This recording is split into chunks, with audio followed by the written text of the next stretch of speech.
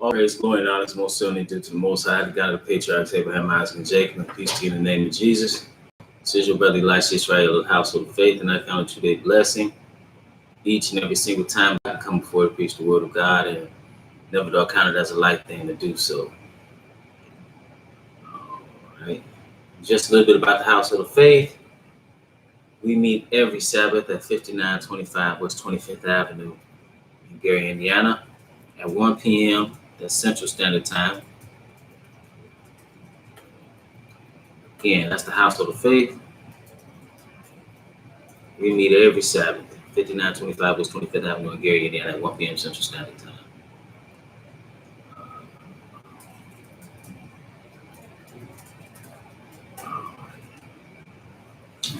All right, brothers and sisters. I don't know where you at. This is the 4th of July here.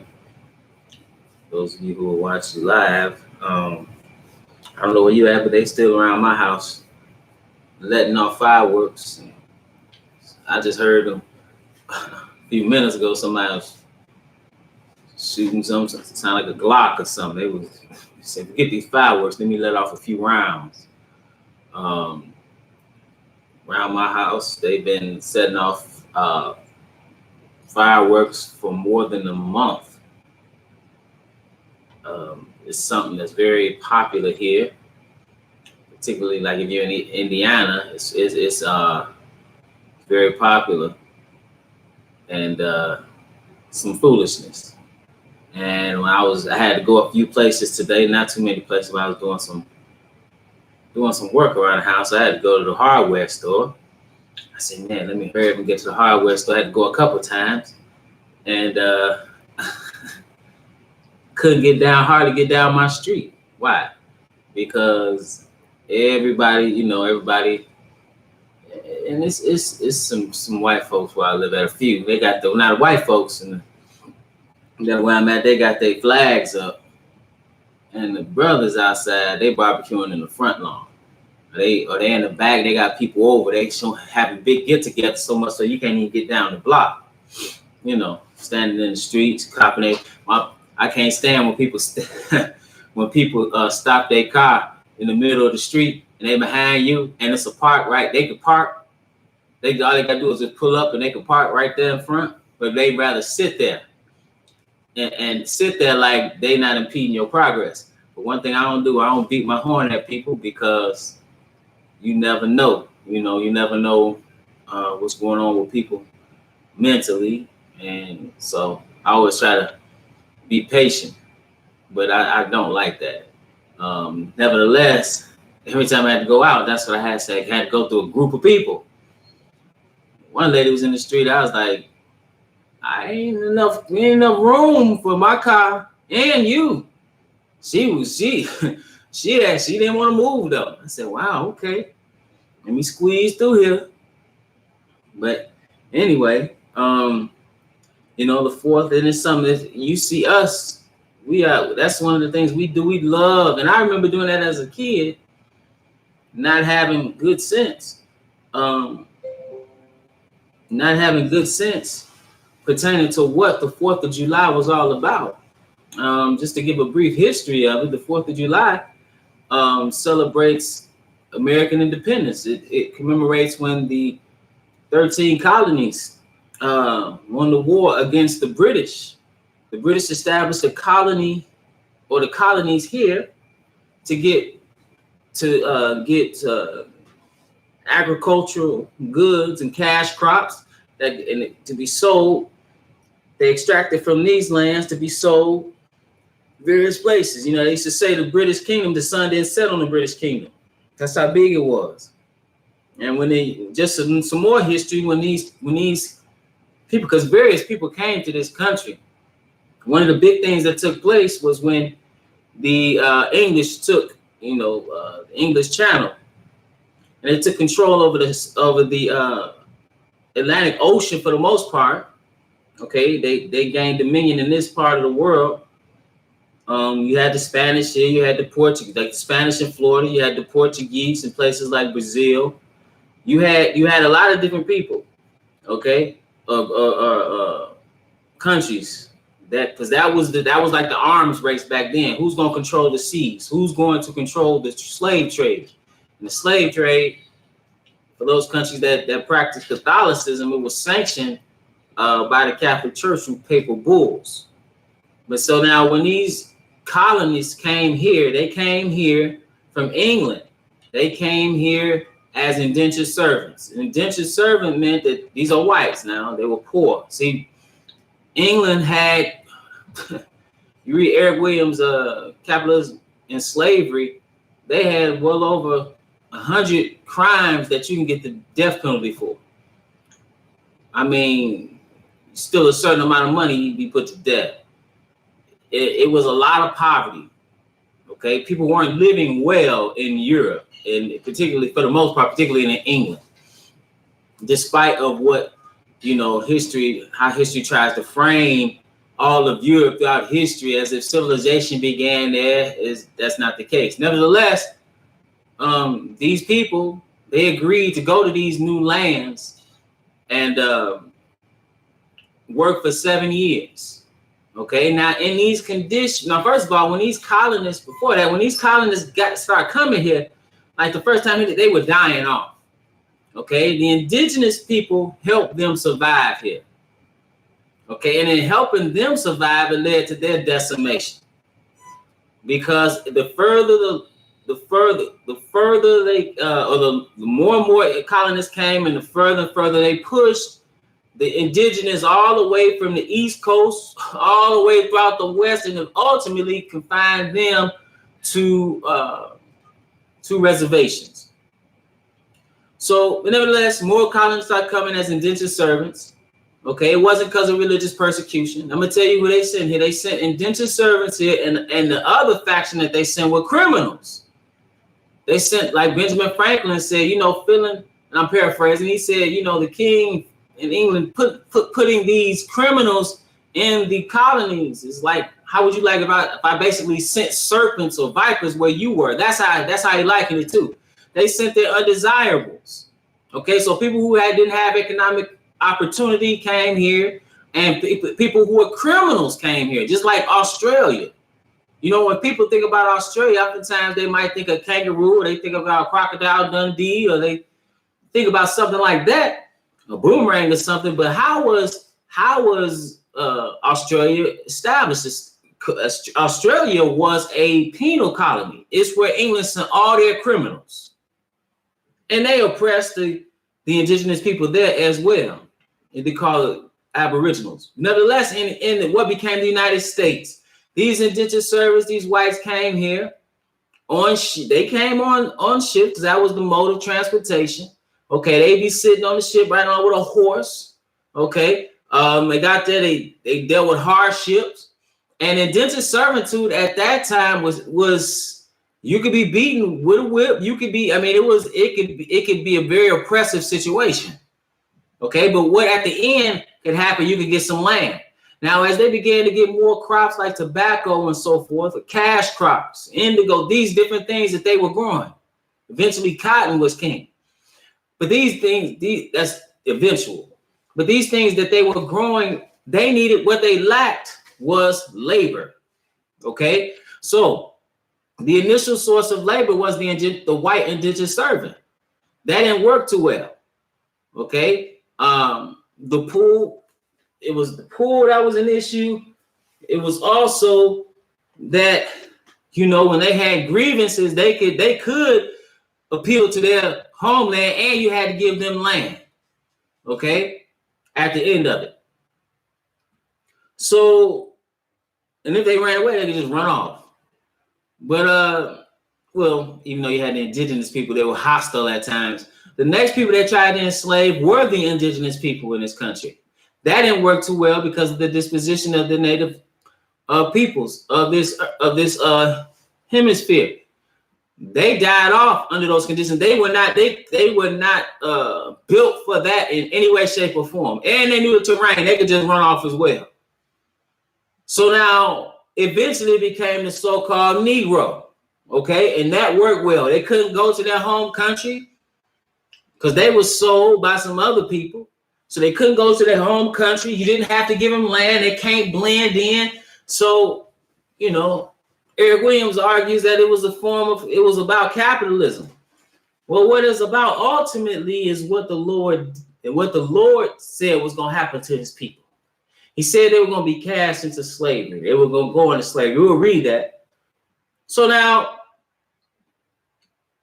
it became more and more through laws that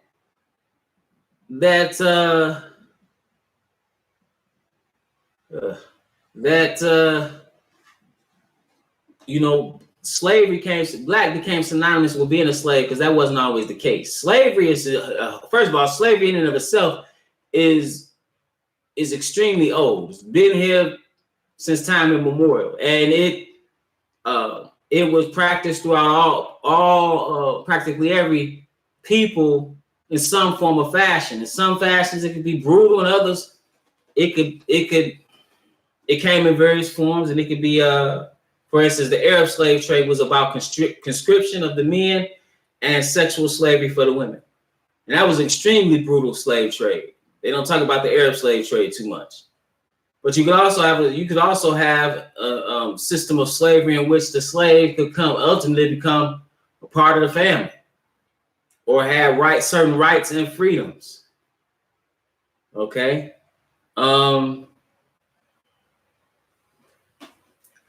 What else? So ultimately, Israel, or who are the true Israelites, worked as slaves more and more here. So now, when you have the beef or the grievances that the colonists had, particularly land owning white males, because that's who, when they say we the people, that's what they were talking about. They weren't even talking about every white person. They weren't talking about any women, and they weren't talking about all males. You had to own land. Okay. So in the rough draft in the Declaration of Independence that was written by Thomas Jefferson, who wrote one of the most racist pieces of literature, if you will, or the Notes on Virginia, one of the most racist books in American history, where it describes black people as being less intelligent, less beautiful as white people. This same Thomas Jefferson allegedly had a sexual affair with Sally Hemings, who was a slave, and some historians say she was about 14 years old when that took place. And they try to frame that as love. Listen, you a slave. I don't care what nobody say. And people can't have a problem with distinguishing a sexual relationship between racism. You can sexually exploit or have sex with people who, as a group, you hate. You see that all the time. I saw this one lady. She was married, and I'm not saying this happened in every case. She was married to this white man, and he called her. He was talking. Next thing you know, he dropping the N-word. She videotaping it, and he gonna put it out like she's shocked. I mean, what? Why are you shocked by that? But nevertheless, so they have a war or Declaration of Independence. In the first, just a side note, on the first copy, one of the grievances against the king, the irony that Thomas Jefferson said was that he has enslaved the so-called African. Okay, you enslaved the African and held him in chains. So he said slavery was it, even though he owned slaves. And that was not in the final copy or draft of the Declaration of Independence. But if you look it up, you'll find that was in the rough draft. That was one of the grievances. But they were like, nah, we can't say that's a grievance because we some slave owners. He was like, yeah, you're right. Okay, so they eventually go to war. Okay, initially they don't want blacks fighting in the war. Why do you want to give a gun to a slave? Okay, however, two things happen. Number one, the British, it's an interest convergence here. They want to defeat the colonists. Okay, slaves want freedom. So Lord Dunmore, who was here of the British, he offered slaves freedom if they would come fight for the British. Okay. Another side note: the first to shed blood in the revolutionary cause was Crispus Attucks, who was a mulatto sailor. Okay, and they had beef because sometimes sailors would take jobs, different things from them. It was a different society back then. It was a big riot, the Boston Massacre, and in court, if you read about it, in court, he actually got blamed for it. Okay, but nevertheless, so you had the British offering blacks or so-called Negro freedom. Okay, these, if you would come, they would come fight. And these that did that, they escaped and would go fight. They were known as black loyalists. Okay, so that's one thing that happened. The second thing that happened was that there wasn't enough men in the colonies to fight. They had a shortage of fighting men. So what they did was they said, hey, these Negroes, give us your slave and we'll pay you, for them to fight. Okay, so in American history, from this perspective, you always see them celebrating Christmas Attucks. You also, or you just having Negroes, like I don't know how many people say, Happy 4th of July, Happy 4th of July. Just look at them. Because there was no freedom there. Okay, now the British loyalists, many of them, even though the British lost, they ended up, even some of them did go back into slavery, but others went to places like Nova Scotia. They went in Canada. Some of them went back to or went to Great Britain. Okay. So now, but those who fought, many of the slaves that fought on the side of the colonists, they ended up back in slavery. So now in 17, now for us, we just got done celebrating, not me in particular. I'm talking about many of our people got done celebrating Juneteenth, right? And that's after the Civil War. The Civil War ended in 1865. Okay, so by the time that the news spread that there was a type of freedom, because even the 13th Amendment is the okie doke, because you can still enslave people through the 13th Amendment if they're charged for a felony. If you look it up, that's why it says that. You still got slavery right here amongst our people. I'm not talking about just us not going home. I'm also talking about how many of us are locked in cages or have been locked in cages.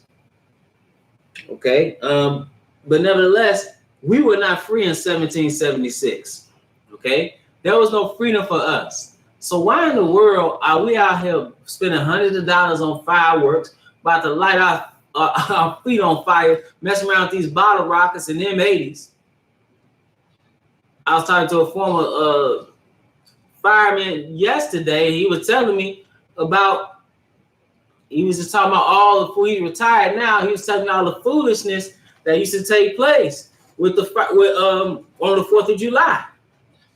You know how many reports they would get, false alarms of people doing crazy stuff on fire. We're doing all that, and we were slaves.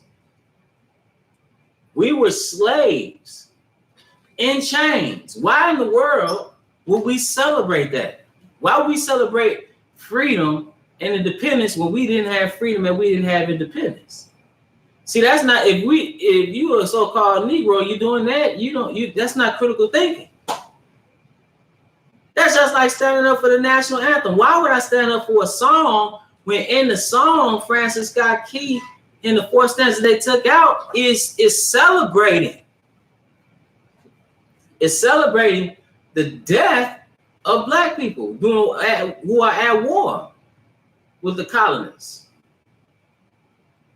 So I like to ask the question: was Crispus Attucks a hero? Why people use that term? I don't even like that term when you look at the origin of it. But is he a hero? Oh, you look at how we're all messed up, and at the same time, we shed our blood in every war that has been fought in this country. We are the ones literally built the country with our hands. It was largely built through slave labor and came into a superpower. We were the ones, again, fighting these wars like Vietnam, World War II, the Korean War, right? Making all these contributions. We want to be accepted as a group so bad about a larger structure or the larger society, the nation, and we're constantly rejected, whether you're talking about from the government, whether you're talking about on individual level. So to me, it's just asinine, really, when you really think about it. When you really think about how we have been treated in this country, and then you look at what was going on in 1776, and Negroes want to get some fireworks, that makes absolutely no sense. That makes absolutely no sense whatsoever. Let's go to Deuteronomy, the 28th chapter.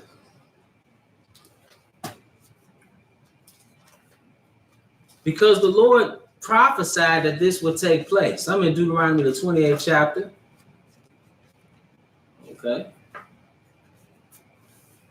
Deuteronomy, the 28th chapter, and I'm going to pick it up at verse 15. He says, but if it shall come to pass that thou wilt not hearken unto the voice of the Lord thy God, to observe to do all his commandments and his statutes, which I command thee this day, that all these curses shall come upon thee and overtake thee. Cursed shalt thou be in the city, and cursed shalt thou be in the field. Cursed shall be thy basket and thy store. Cursed shall be the fruit of thy body, and the fruit of thy land, the increase of thy kind, and the flocks of thy sheep. Cursed shalt thou be when thou comest in, and cursed shalt thou be when thou goest out. Whatever you try to do, he said you're going to be cursed. Verse 30, he says, thou shalt betroth a wife, and another man shall lie with her. But thou shalt build an house, and thou shalt not dwell therein. Thou shalt plant a vineyard, and shalt not eat the grapes, shall not gather the grapes thereof. We have done so much and got so little. But he says, your sons, so he says, your wife is going to be, another man's going to lie with her. That's meaning he going to tell you to get out while he goes to deal with your wife. 32, thy sons and thy daughters shall be given unto another people, and thine eyes shall look and fail with longing for them all the day long, and there shall be no might in thine hand. So your children are going to be sold. And he says in verse 37, thou shalt become an astonishment, a proverb, and a byword among all nations, whither the Lord shall lead thee. So he's saying, you're going to be astonished, like all the bad words, okay, that are associated with being black, racial epithets, too many to count. He says in verse 43, the stranger that is within thee shall get above thee very high, and thou shalt come down very low.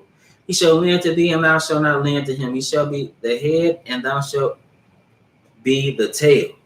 And he tells you why all these curses are going to come upon Israel. He said, moreover, all these curses shall come upon thee, and shall pursue thee, and overtake thee till thou be destroyed, because thou hearkenest not unto the voice of the Lord thy God, to keep his commandments and his statutes which he commanded thee.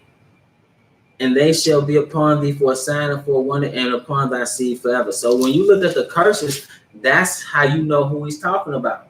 Let's get to the root of the matter. Let's get to the one with it shouldn't leave any room for doubt. Verse 68. It says, and the Lord shall bring thee into Egypt again with ships. Now he's telling them this prior to them even going into the land. He's saying, listen, it says, and the Lord shall bring thee into Egypt again with ships, by the way whereof I spake unto thee. Thou shalt see it no more again, and there ye shall be sold unto your enemies for bondmen and bondwomen, and no man shall buy you. In other words, brothers and sisters, we were going to be cast into slavery. How though? Via the transatlantic slave trade. We're going to be taking those ships to these other places. See, Egypt, when you read Egypt, let's go to Exodus 20 and see what it points to. Exodus 20.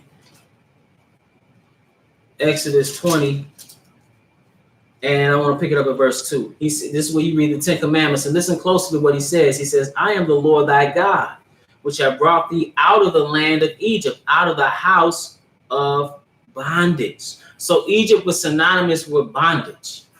Okay? So now how do we get out of this situation?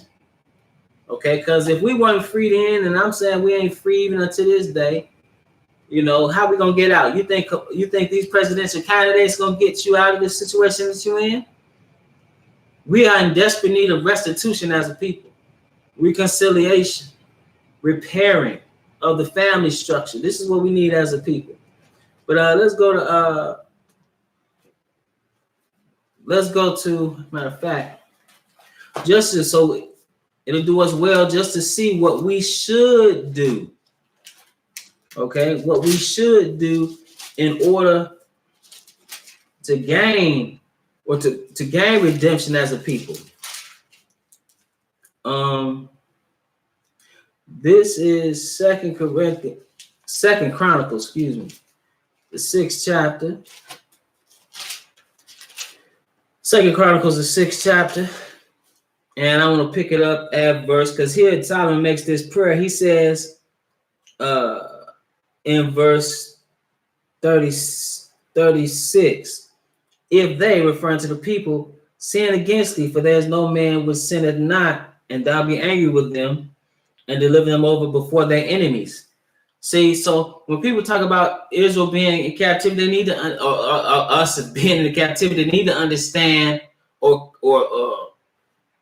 really ask a different question: how did God allow it, and why did He allow it? See, we are in captivity not because we're inferior.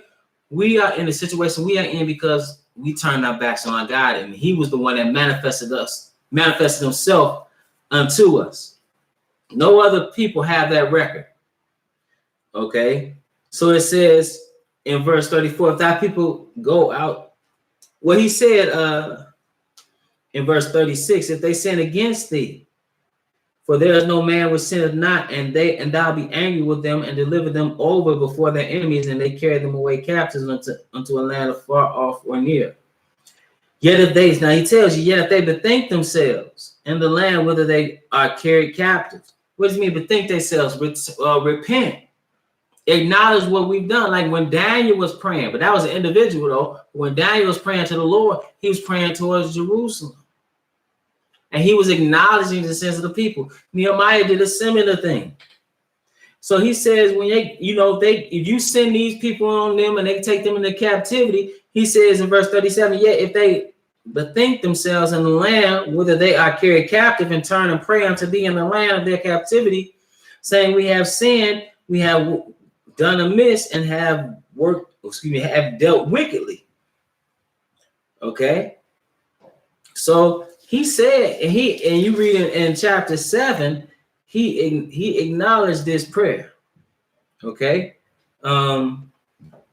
When he says in verse 14, well, it shows it was confirmed through the divine confirmation when the priest couldn't even go into the temple after this prayer was made at the dedication. But then it says, and the Lord appeared to Solomon by night and said unto him, I have heard thy prayer and have chosen this place to himself for a house of sacrifice. Okay, so he says in verse 14, if my people which I call by my name shall humble themselves and pray and seek my face and turn from their wicked ways, then will I hear from heaven, forgive their sins, and heal that land. See, so if we were to do that as a people, that's what would happen. But we should understand as a people when we are going to get regathered. Okay, this is Matthew the 24th chapter. Matthew 24 verse 29, it says, immediately after the tribulation of those days shall the sun be darkened, and the moon shall not give a light, and the stars shall fall from heaven, and the powers of the heavens shall be shaken. Verse 30, and then shall appear the sign of the Son of Man in heaven, and then shall all the tribes of the earth mourn, and they shall see the Son of Man coming in clouds of heaven with power and great glory. Let's see. Verse 31, and he shall send his angels with a great sound of a trumpet, and they shall gather together his elect from the four winds, from one end of heaven to the other. Okay, so now one thing he's going to do, because we talk about freedom, he is going to reestablish his people. He's going to gather his people. He's going to take them right into the wilderness. Let's go to Ezekiel the 20th chapter. Ezekiel the 20th chapter.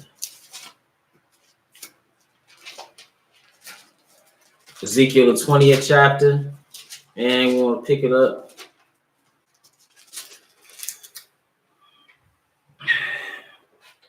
Ezekiel 20 and verse 33. He says in Ezekiel 20 and 33, as I live, saith the Lord God, surely with a mighty hand and with a stretched out arm and with fury poured out will I rule over you. Now he's talking to his people, and they're going to be in the wilderness. He said, and I will bring you out from the people and will gather you out of the countries wherein ye are scattered with a mighty hand and with a stretched out arm and with fury poured out. And I will bring you into the wilderness of the people. And there will I plead with you face to face. Okay, so that's what he's going to do. Like as I pleaded with your fathers in the wilderness, in the wilderness of the land of Egypt, so will I plead with you, saith the Lord. So that's what's going to happen. He's going to gather Israel like he did before, and he's going to purge out the rebels. He says, and I will cause you to pass under the rod and will bring you into the bond of the covenant. That's when he returns. And this is going to be going on the earth. And he says, and I will purge out from among you the rebels and them among you, and them that transgress against me. I will bring them forth out of the country where they sojourn, and they shall not enter the land of Israel. And you shall know that I am the Lord. Okay, so he's going to regather his people. He tells you he's going to gather his very elect in Matthew 24. Here we're seeing them regather. And they're going to go back into being a nation once again, because in order to have sovereignty or to be free, truly, you need, as a nation, same thing for the individual, you need sovereignty and land and sovereignty. That's what you need. If you don't have that, you're in trouble. You're not really a nation.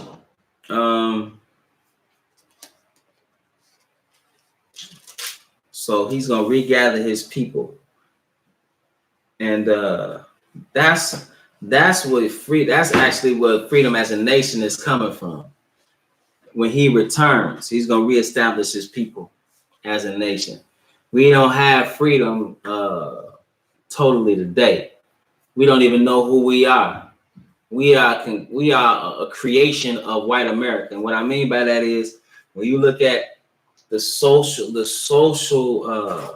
engineering that had to take place for the system of slavery to persist. Even though you had rebellions, you had Cato's Rebellion, you had Nat Turner, you had John Brown, Harper's Ferry. You had quite a few, and those are just a few. You had quite a few slave insurrections, but we not totally free as a people, because